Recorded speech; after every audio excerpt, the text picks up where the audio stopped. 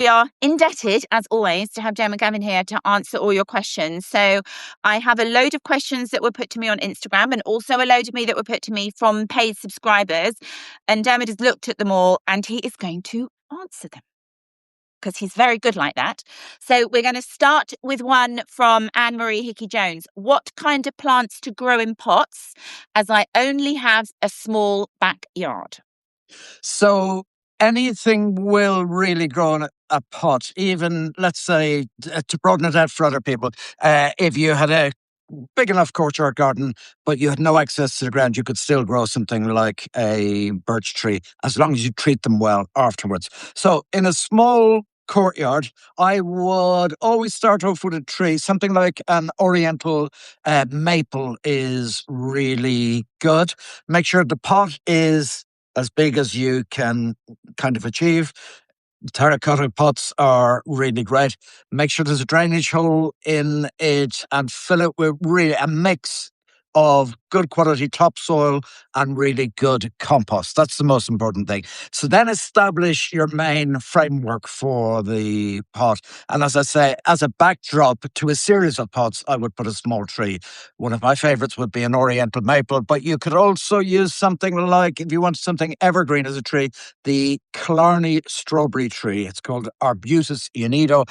It's an evergreen, produces small strawberry-like fruits, which aren't very tasty, but the flower and the fruit is on the tree at the same time. And then around the base of that, you could have a mix of grasses, you could have a mix of colourful perennials, or even bulbs coming up at this time. So a real mix. Anything can grow in a pot. And the most important thing is how you treat a pot. Never let it dry out.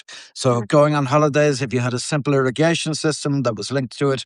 And the other thing, top dressing. If you're not able to change the pot upgrade the pot for a few years, just take away some of the surface compost very, very carefully and add new compost or new compost and soil mix. And in the notes, you will see another list of recommendations for plants for those pots. Brilliant. So Dermot has answered all the questions that we're going to talk about today, and subscribers will get a list of them afterwards along with the link to this. Thank you. So also, Dermot, actually, while we're talking about pots, where can I find big pots that do not cost £300? The places that tend to be really quite good for these things are salvage places or vintage places. So I think you go to the old French place or something out in York. Yes. I love it. A place like that might be good. Auctions are really good for finding because people would generally go to auctions for furniture, stuff like that. So they wouldn't have their eye on big, heavy terracotta pots. So I find them excellent. And even then, the kind of change towards the B&Qs and whatever can be good. But the most important thing is to make sure whatever pots you're buying are suitable for outdoors, so frost-proof. Okay, cool. Excellent. Right. Creating privacy without blocking the light in a small garden. Really, really important for people. We tend to be obsessed by privacy. Not sure why, but people really don't want anybody looking. And you can ruin everything by creating these big barriers going around and imprison yourself. Myself. So when we moved in, I took down my hedge and loads of people wrote and they went, "Oh, but people can see you." I'm like, I don't care. I don't care if you can see me. Honestly, go ahead. Look in. Yes. Yeah. Yes. So hinting at a barrier, I think, is the best thing to do. If you want, you can get things like clump-forming bamboos. Now, not the invasive bamboos that the Daily Mail loves to write about, but the clump-forming bamboos, which will remain restricted. And the clump will get, a little bit bigger and bigger, but they won't run along the ground or run into your neighbours. You can get trees that you can train like, what am I thinking, Carpinus betulus. What's the English, non-Latin name for Carpinus betulus? Carpinus. Anyway, you can train that as a hedge in the sky, so you can have bare stems and trim up on top, and it creates a bit of a block. Or you can use other seasonal plants like miscanthus. So that's one of the flowering grasses that grows up, and for certain times of the year, when you're out using the garden, it'll give you a bit of coverage, and then you cut it back. Actually, at this time of the year. Yeah, I love a grass. Okay. I bet you do. Grass is one of the few things that I can successfully grow. Yeah, we're not talking about that type of grass. I saw your cigarette stand at the party. Honestly, good Lord. No, there was a cigarette stand. There was no grass, I can promise. There's a reason that my daughter is going to study in Amsterdam for her third year. Is she? Yeah, I'm sure. I'm surprised my children haven't jumped off there too. Anyway, right, back to the point. Would love some ideas for what to plant into half whiskey barrels. Half whiskey barrels are really great. So, the dog has just come in and he's going to try and jump up. Two half whiskey barrels, really good because they have lots of volume. So you can get a good amount of compost in there, a good amount of soil in there. Again, make sure that you have drainage. One other thing to look out with half whiskey barrels, they have a little rim at the base. They stand on a little rim. The inside basin is slightly raised up by about 3 or 4 centimeters. If you don't have the drainage through that rim, they can get waterlogged. So just make sure that that is looked after by maybe putting a little notch in it so water can escape even at the side. What you can plant, really, all sorts of shrubby stuff would be really good. For instance, a magnolia would be magnificent at this time of the year. The bamboos would do very, very well because you have access to that amount of space. So you have a wide growing space at the so anything clump forming is going to love that. Or even olive trees, and there's a big vogue for olive trees, especially in courtyard gardens where it's a little bit sheltered. They would be perfect. Okay, super dupes. Slugs, nematode hasn't worked. Help, yes, please. It may not have worked. Okay, nematodes are these things that you can buy online that burrow into a slug when the slug is young and they eat it from the inside out. Gardening is warfare. It's all the sprays. We go to the garden centres, chemicals and sprays left, right, and centre. So nematodes only work when the soil temperature is a little bit warmer, probably in April. You can get them online and you water them into plants. So they work on things like slugs and vine weevil. Vine weevil, they're more successful with in general because they might be in soft compost in a greenhouse and you might have to use them in that case. The other things, I don't use chemicals at all. I have a very relaxed way of gardening. I don't mind if some of the plants are eaten a little bit. If I have lots of slugs, and lots of people are going to have lots of slugs because of the wet weather we've had this year, I just won't grow hostas. I don't feel I have the right to grow anything. There are some tricks you can use that are working with nature. So you can get copper wire in garden centres and put them around the base of pots or create a trail of copper around where these plants are, because slugs will get a bit of an electric shock if they touch off the copper wire. You can use things like grit, eggshell grit, again, that you can make or buy. Slugs won't cross that. Or you can encourage lots of other wildlife into the garden, such as hedgehogs and birds, by gardening with the environment, planting plenty of pollinators, because those are natural predators for the interesting. The slugs. They will eat slugs. Yeah. Okay, good tips. Right, tips for pruning my hydrangeas, please. It's a funny one. If we did an hour just on hydrangeas, we'd have Everyone loves a triple number of hydrangea. people watching. People are obsessed by them. I remember when I was writing a book, and we were discussing the front cover of the book with the publisher. They said, "Look, if we really just wanted to sell, we just put a picture of a hydrangea in the front, and that would do. It would sell out because people absolutely love them." So the challenge with hydrangeas are there are two different types. Some flower on last year's wood, and so the growth from last year. And so if you prune that now, you'll be pruning off the flower and some flower on fresh growth. With those, you can cut them right down. So the most important thing is knowing which hydrangea you have because they flower on different type of wood. The macrophyllus and the lace caps, they flower on last year's.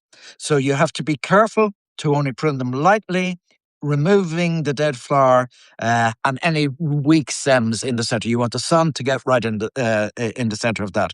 The paniculatas and the arborescens, so they would be like the Annabelle type we see in late summer, especially outside posh houses. You often see beds and beds of them.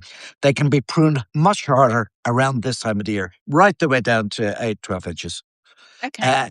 But again, become a subscriber because I've written all of this down. And if you become Brilliant. a subscriber, you'll get all of that. A good way to do it, actually, a good way for gardening in general now is take a photograph of your hydrangea, upload it to Claude or Chat GPT, and it will tell you it's moving that fast. So it will Amazing. give you the instructions.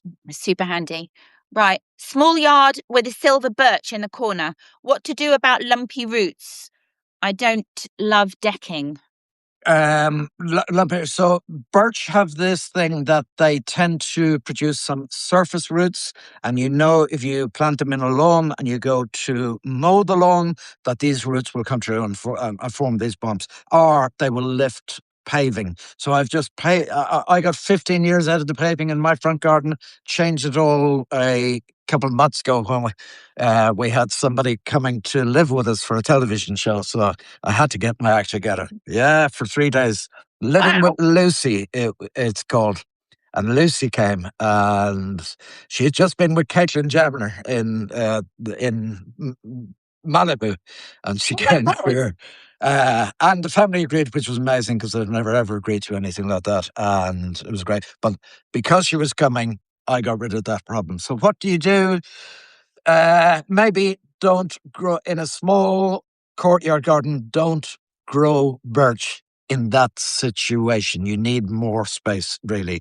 What do you do if you are growing birch and those are coming through? Around it, build a bit of a raised beds with maybe seasoned railway scrapers and raise the ground around it and plant some ground cover around that so they don't get in the way for another few years.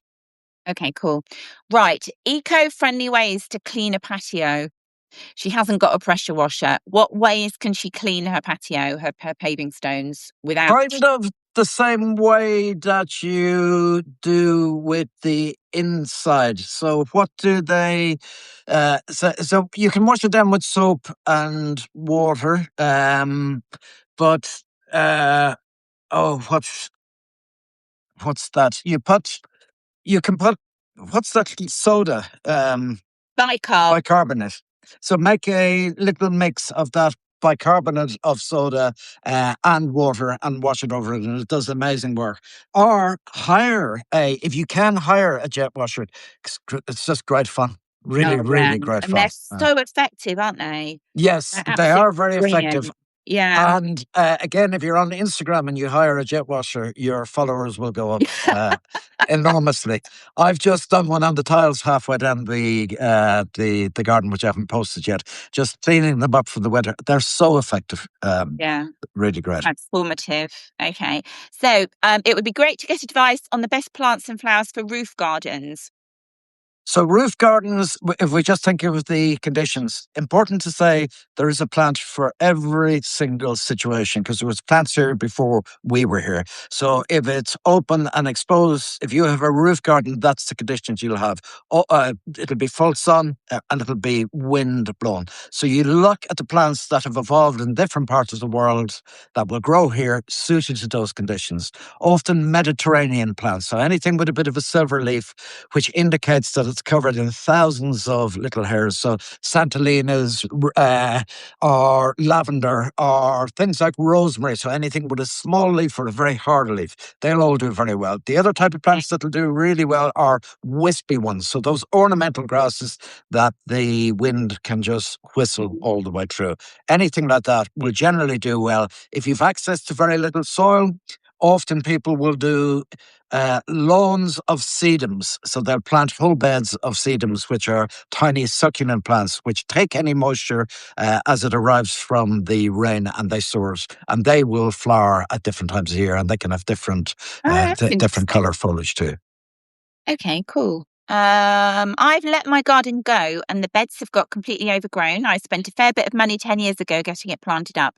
Should I just dig everything up and start again, or how do I go about thinning it out? Are there rules for this sort of thing, or just keep what you like and bin the rest? Oh, I'm sure you have strong feelings on this. It seems to me to be a bit of an adventure. So you planted it, you invested, you planted 10 years ago, and the plants have done their thing. They've grown, and you haven't cared too much during that time. So it hasn't been, you've just let it do its thing because life is busy. That's all fine. And indeed, it's an amazing benefit to wildlife. Because remember, if you haven't done any of those things, you haven't been attacking it with chemicals or having other warfare, and you probably haven't been kind of tramping down the soil and creating compaction and creating issues in the garden. So, what I would do, I would look at it from this spring on for a couple of months and look at what the plants are doing. Wander in, see what's growing into each other, but see what you have. It's very easy to take out a plant like that silver birch that we just talked about, but it might be really established. It might have put on 4 meters and it might be a really lovely shape. You can take it down in a half hour with a chainsaw or even a bushman, but growing it again will take so select what is doing well, move whatever is growing too close together, but you quite like them. So I would look at it judiciously. I would go in, I would tag the plants that you really begin to like as they're coming out. And then later in the year, I would begin to thin out. You might have forgotten that does a beautiful flower. So quite soon in our garden is this plant called forsythia is going to be growing. Arching branches full of yellow trumpet-like little flowers. In 2 months' time, that'll just be green and you'll forget that you really loved it. So tag things that you want to keep and then do a clear out. But I would keep the investments, the main investment that you have done as the backbone of the new garden. And then when you do thin out later in the summer or in the autumn, it gives you room to enhance and add in whatever you're missing. Okay. We have a very small courtyard garden, which is mostly cobbled, no lawn, a couple of planted borders. About 70% of all my plants are in pots. I'm looking forward to getting back into the garden after its winter sleep. What job should I prioritise first, please?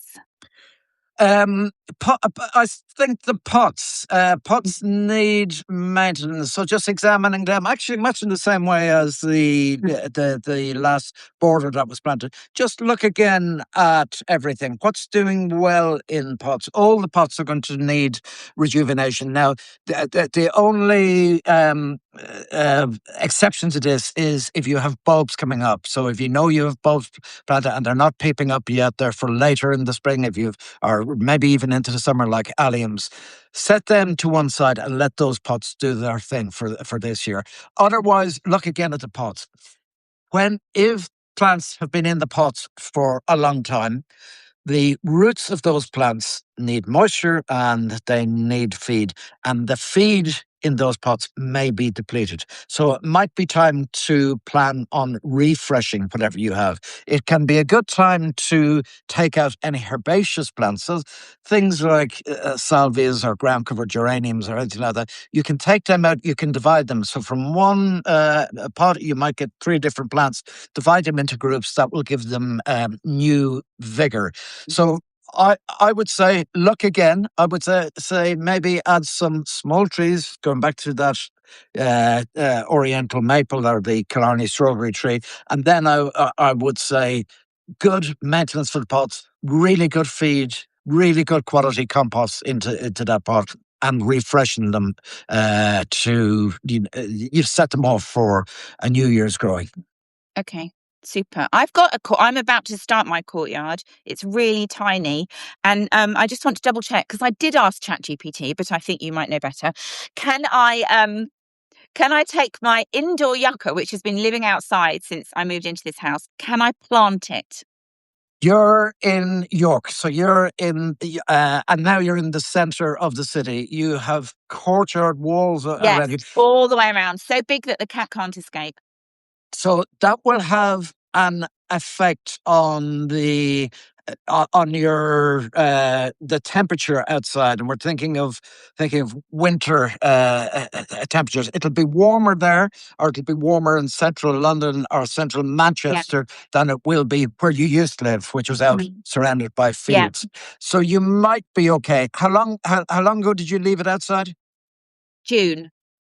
And it's through the winter, and Yeah. it's doing okay. In a pot, and it's In still a pot. going. Yeah, I think, and it's probably quite a good plant because a small space, the yucca will give you height and growth up there in time. So just be nice to it and give it a bit of feed, focusing on nitrogen heavy feed because it's for green growth, shoots and green growth. Okay. And just another really quick one for me. Am I allowed to plant a fig tree out there? Do you have a sunny wall? Yes. Yes. So a fig Okay. tree is going to absolutely love growing against a sunny wall because the Okay. wall will act like a radiator, and in the evening it'll radiate back the heat to the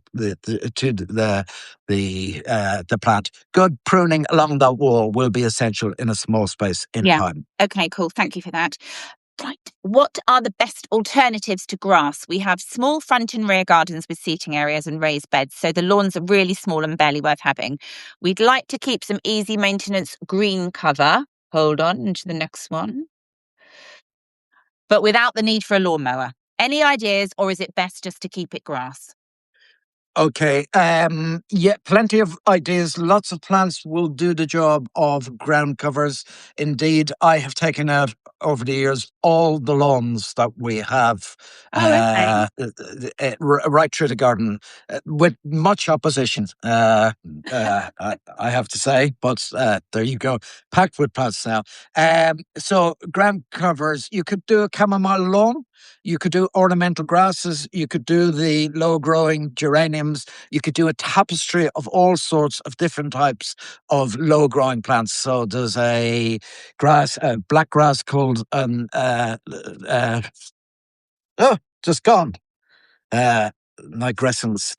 It'll come back to me in a second. But a little black grass and a tapestry of other grasses, and then occasionally bulbs coming up, and maybe even small stilbes. If it's in a shady place, you could have pachysandra, something like that. You could even have the more elegant small-leafed ivies. There's one called buttercup, which is really, really yellow leaves, and pinned down and kept nice and trimmed. They all make really great ground covers. Chamomile, if it's nice and open and sunny, can make a fantastic lawn. It does take a lot of work keeping it weed free Yeah, I was going until to it say, establishes. does it require maintenance? Quite a lot of maintenance. Initially, it does. The other thing I would say, just in general about lawns, getting much, much easier. The robotic lawnmowers that are coming on stream now are absolutely amazing, and they do a better job than we ever did cutting grass.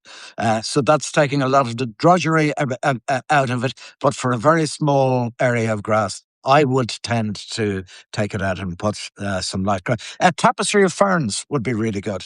Just low growing ferns could look really good. Imagine going into a woodland and the type of growth that you see at the base. That's what you're trying to achieve when you're looking for ground covers.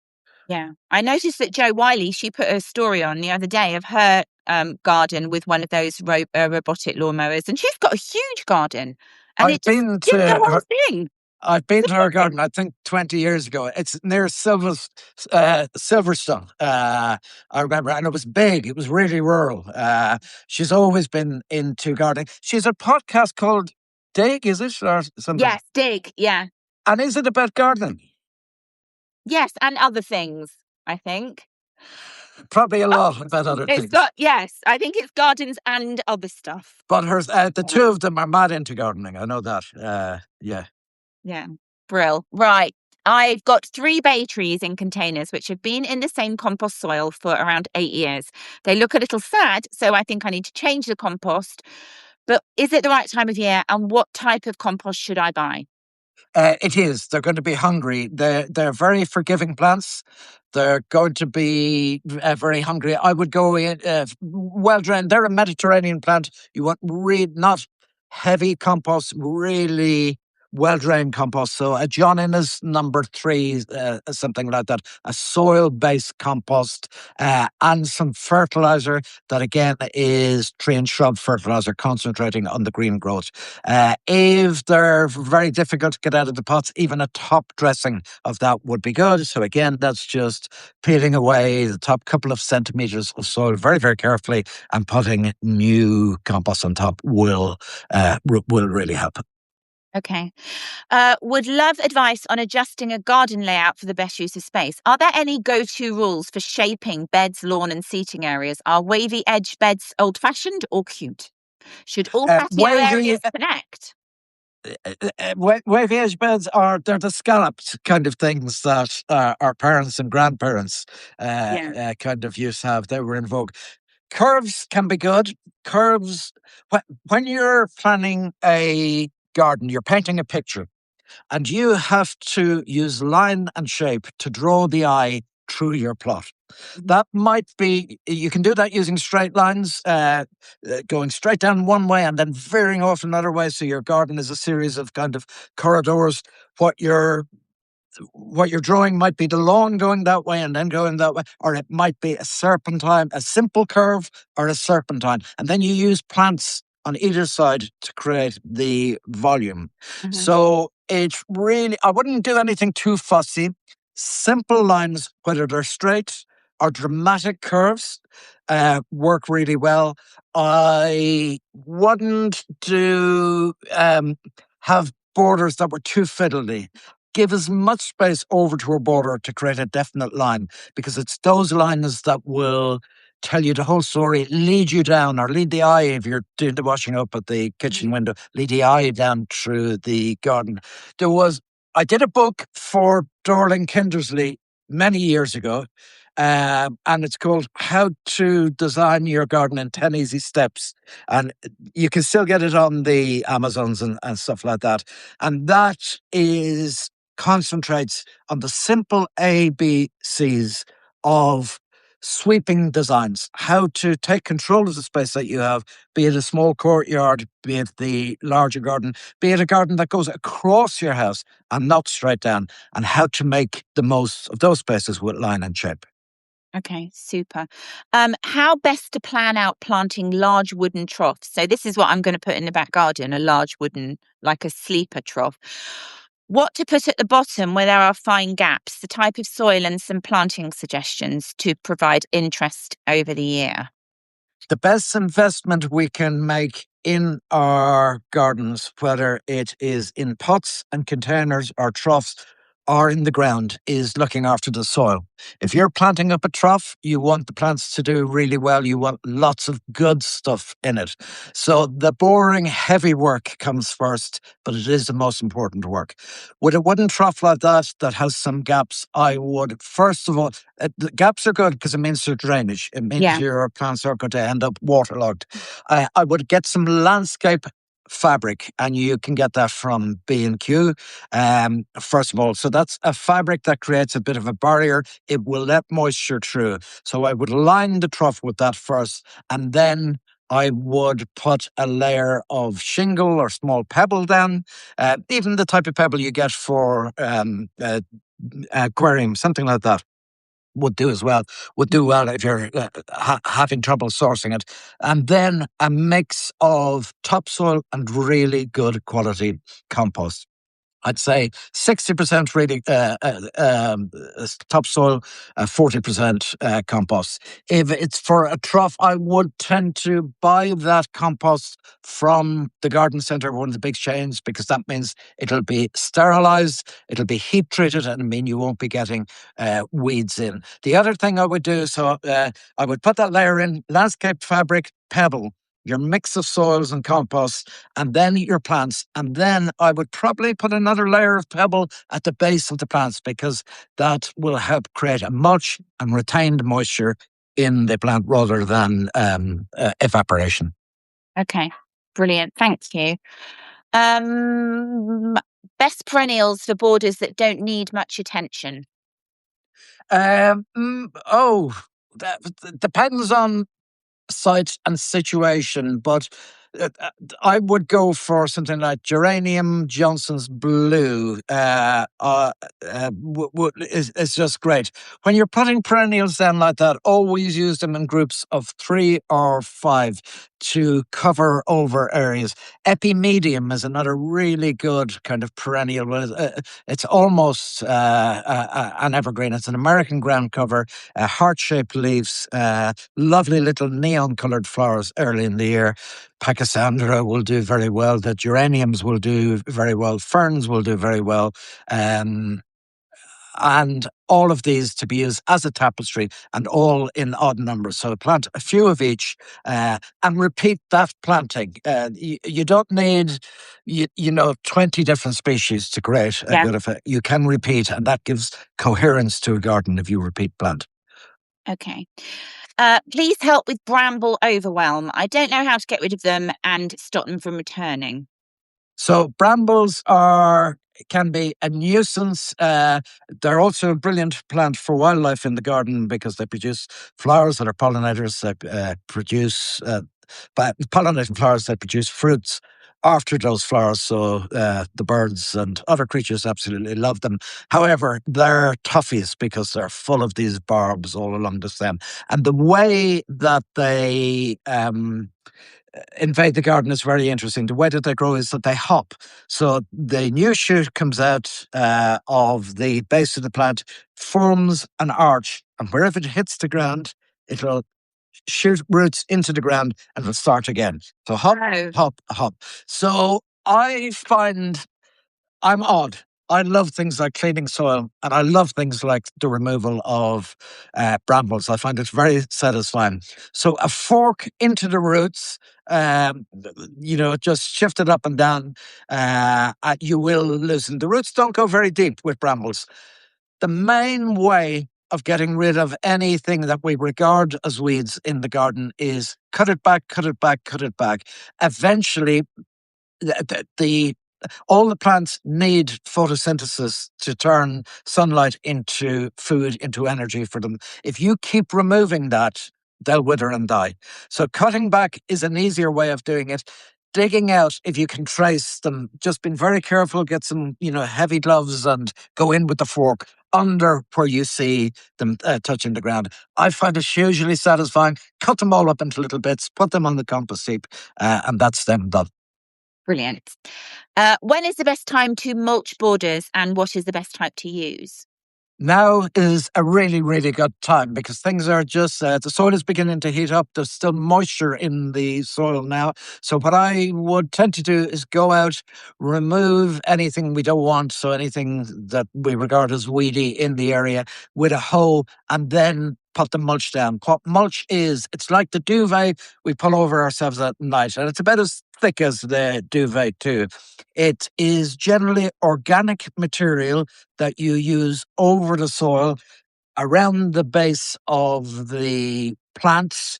If you do it now, you've got rid of the weeds before they produce flower and therefore propagate and reproduce, spread seed everywhere. You're keeping the moisture that's in the soil now.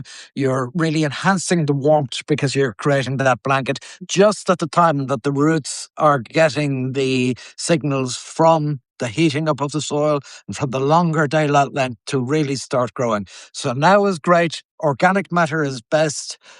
So you can buy compost. You can make your own compost. Compost heaps, fantastic. So you could have things like if you've collected all the leaves for the last year or two, leaf mold creates a brilliant mulch, and using organic material has the advantage of all the creatures down below coming up, breaking that down, creating food for roots. So now, and use something organic. You can even go to Parks Department or tree surgeons because often they will have chippings from, and we've had lots of trees down over the past few months with the really strong winds. They might have a depot where you can help yourself to mulch. Some mulch, especially if it has bark, won't be suitable because that has poisons in it, needs to rest for a year. So bark mulch always has to be conditioned like that because it has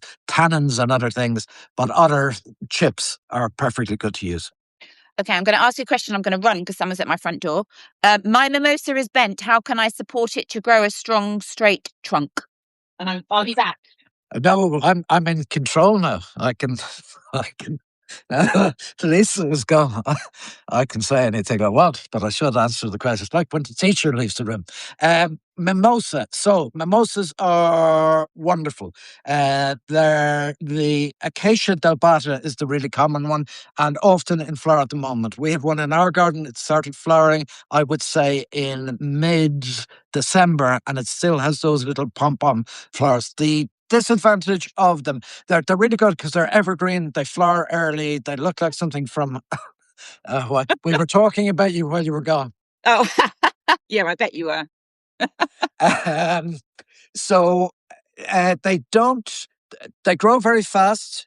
You should only buy them as really small trees because they don't transplant well. So they have soft green growth. Uh, they're really good for privacy in small gardens if you have an open sunny garden, but you can be growing a really beautiful one, gust of wind will come, and because they're kind of shallow rooted, you could lose it in the day. So staking is very important, and you can bring one back that's a little bit like the question here, that's a little bit wayward. So put a stake in the ground a little bit away from the tree and rubber tree bands. Make sure you're looking at that every year to loosen them to give room for the stem to grow. But mimosas or Acacia delbata, fantastic tree to have in an appropriate garden. Could you put them in a courtyard garden? Yes. Good. Yeah, they do very well. I did for my father-in-law's wife.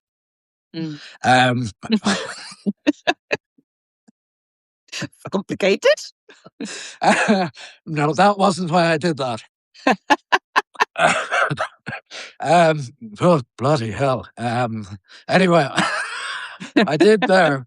I'm sorry I did now. And it did brilliantly well because she had somebody who put a very contemporary extension next door, a very nice extension. An architect lived next door, but she lived in a kind of Georgian house, and this tree blended it together. Yeah. Okay, cool. Best flowering fence climber to grow in a pot. South facing, although I live in North Yorkshire. Lol. I can appreciate that question. Yeah. You're south-facing too, aren't you? Just in general. I get the sun in the morning that way, and then I don't mean that. I mean in life. Oh, I'm always south-facing. I'm cup half full. All the time. So clematis is a good one as a flowering climber. Clematis, it'll grow in a container. It's a woodland plant. It's a funny plant because its feet like to be in woodland, base of woodland conditions, which is damp and shady. Its stems and flowers like to be in full sun. So that's how it became a climber, climbing up trees to reach the sun. So something like that in a big pot, as long as you give a mulch of kind of slate or really good compost, really good drainage, plant the plant, always plant most clematis about 2 centimeters further down because they suffer from something called clematis wilt occasionally, and if it does die, a new shoot will come out, but then mulch the whole thing after you've watered it. So that would do well.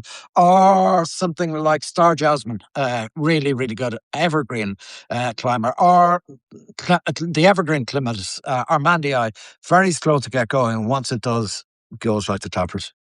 Okay. I have a potted white wisteria that's never flowered. Should I give up? So I had one of these. Do you remember I had that wisteria in my old house that never, ever grew? Never a flower on it. They did not eventually. I thought it did eventually. There was 2 of them. The front one did, but the one at the side, nothing. Okay. And it actually died completely. But you're right, actually. It took 7 years for it to grow 3 flowers. So wisterias are like certain Northern Ireland politicians. They will stand there and they'll say, Ulster says no, for years and years and years and years and years. And it can take 7 to 11 years for them to flower. So the Really? trick is, the trick is if you're wanting Wisteria and you want to ensure that it flowers every year, buy one in flower, and then that will generally assure that it flowers every year thereafter. And that's unusual. We don't often say buy a plant when it's in flower because they can be impulse buys and it's often not the best time. Often the best time to plant is in autumn or spring before flowering seasons. But with wisteria, that is different. So no, don't give up. Have faith. They're heavy feeders. They like really good soil. And then they need pruning twice a year. You prune the long whips after flowering. So, you prune them back, and then I've just pruned mine about 2 weeks ago back to 2 buds to encourage lots of flowers. But first of all, wait until it does flower and keep the hope and join one of the Northern Ireland political parties that says yes. Okay, this one is quite similar actually. How to rid garden of overgrown nettles and thistles travelling from unkempt land. They again, I just feel I have to say it because it's not all bad news because it may be unkempt, but nettles and thistles are amazing for wildlife. So in the meantime, they've been doing an awful lot of good. Just an enormous amount of good. And even with the nettles, you can make the most potent and smelly fertilizer, better than any fertilizer. You buy liquid fertilizer by chopping some up, putting it in water, stirring it occasionally. When you lift the lid off, oh, the smell, but dilute that in water. Brilliant, brilliant feed. So, how do you control them? Just as I said before, if you continually cut back, it might be that you use a strimmer in these particular cases. If you continually cut back, the plant cannot survive. With nettles, again, I'm a bit weird. I love following the root system out, getting the fork in there, clearing the land that way. But if you cut back continually, you will win. Okay, cool. Is it too early to uncover my tree fern after wrapping her up for winter? Um, so bit controversial for me because I never covered them. So I'm in Wicklow. I am, which is south of Dublin on the east coast of Ireland, 5 minutes from the sea, but also 5 minutes from the mountain. And I'm in a bit of a frost pocket because there's a hill behind us and frost can roll down that hill. So we don't get harsh frosts anymore, but we did get that beast from the east 10 years ago, minus 25.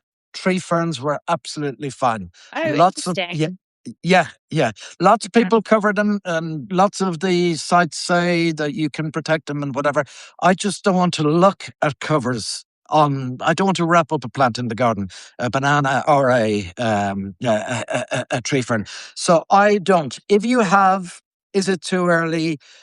It might be a little bit too early if you have, because you might have cosseted it, and all of a sudden we're getting cold again, and you might get a severe frost. So if you have, I'd wait another few weeks. The big issue with tree ferns, in my experience, isn't the cold; it's the lack of water right through the trunk. They're amazing fibrous trunks. The roots grow internally into that fibrous trunk, so keep them as moist as possible.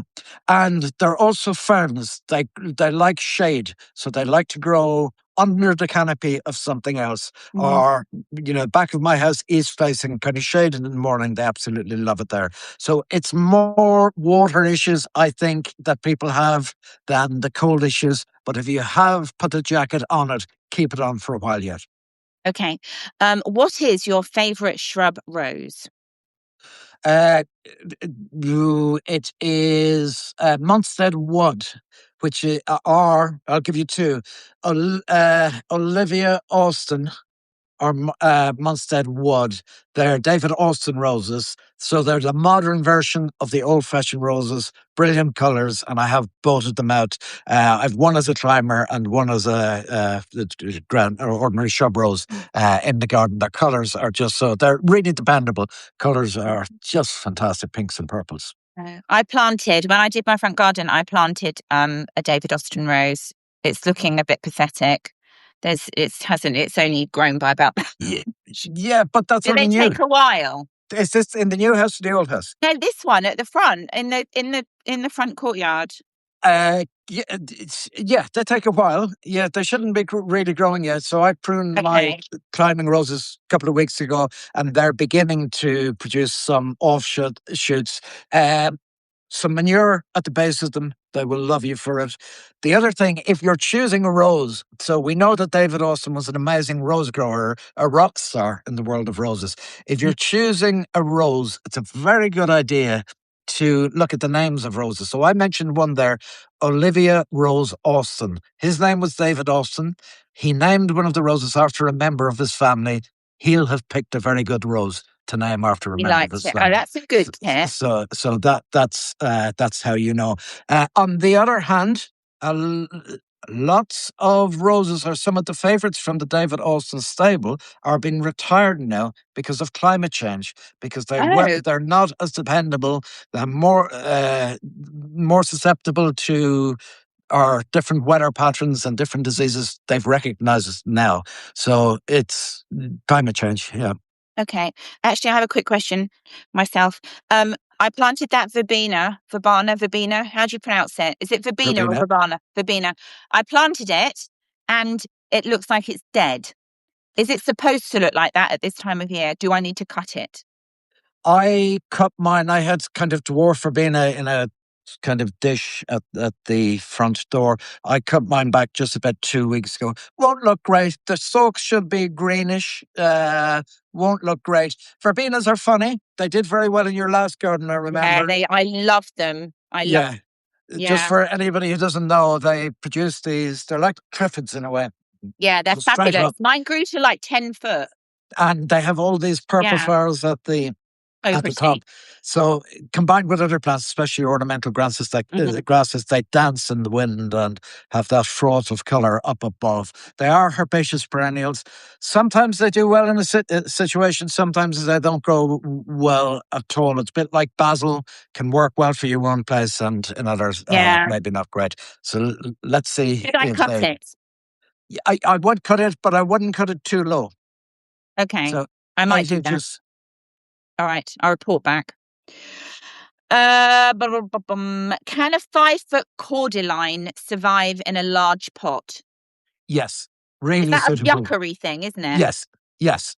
Yeah. So, okay, again, Ireland would very, very common in Ireland because we have a wetter but warmer climate than even England or Wales or Scotland.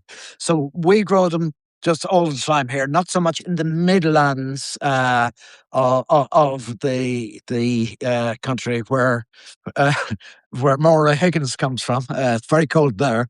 Um, but out around the coastal areas, they grow very, very well. Perfect for a small pot because the roots don't go massive. But again, good quality compost, lots of sunlight is the most important thing. And in a courtyard situation, really, really good because they get that protection.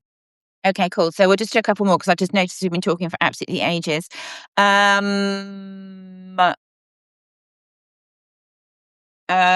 Okay, we've done advice on evergreen plants that muntjac deers won't scoff to death.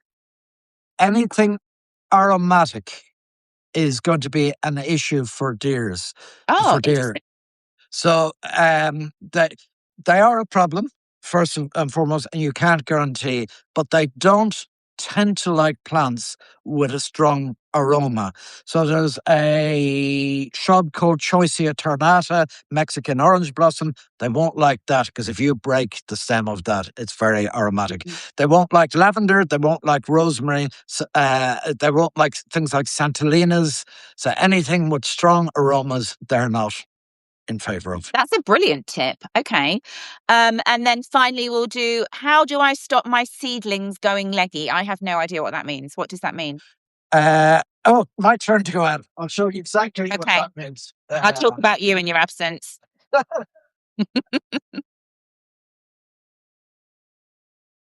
So those of you who are joining now, Diarmuid went through every single question that I was sent, and he has answered them all. So what I will do after this is I will save it as a post, and then I will put all his answers below in the caption area. So you'll be able to look. Aha, you're back. So there's a supermarket chain, a bit like kind of Waitrose, I suppose, over here called Dunn Stores, and I have a range of plants with them. And we got this new sow it yourself pot of herbs, 3 different herbs. And before I noticed there was no drainage holes. So I said, I want to test that out on the windowsill. So I did sow it out of season, and there wasn't enough. And it's done very well, because they said the trick was to water it with a sprayer and didn't need a huge amount. Generally, I would grow this under glass or whatever if it was early. But these, can you see how they're going towards the light and they're getting a little bit leggy? It's a lack of light. Now, I was just testing the pot and the compost before it goes on sale, rather than the thing. So it's done okay. But and it's proved that to me that it will work as part of our range. But that's what leggy kind of looks like. And when I grew basil like this, they got really leggy in the end, because it was the wrong time of the year and there wasn't enough heat. So it's light and heat. So if you are growing on a windowsill, turn the pot around. This, because we don't care about this one, has been neglected a little bit. What I should have been doing was turn it around like this, and I should be sowing it on a sunnier windowsill. In here, it would have done very well and would have been bushed out at this stage. So light really is, lack of light is why you have issues. Okay, I had that because I bought, Lidl was selling loads and loads of like pots in, like herbs in terracotta pots, and I bought an oregano, and it's just sprouted out loads of massive things out the top. Well, this is the difference between Dunn Stores and Lidl. Yeah, I know. It's really poor. I was very unimpressed. Okay, good. Thank you, Diarmuid. That was amazing, as always. That was fun. Yeah, so much information. Every time I talk to you, I learn something. And thank you everyone for accepting my very selfish questions about my courtyard. Send me some photographs of your courtyard and I'll do some recommendations for planting, and I'll see where the fig might go and let you know if that will Brilliant. work. Thank you so much. And thank you so much, everybody who's joined us. Thank you, Diarmuid. That was astonishing. You're very welcome. Lovely to see everybody here. Yes, lovely. And I will post this over the weekend once I've added all Diarmuid's answers in. Maybe take the bit out about the stepmother-in-law. Yeah. I'll put that on the short clip. Thanks, everyone. Have a lovely weekend. Bye.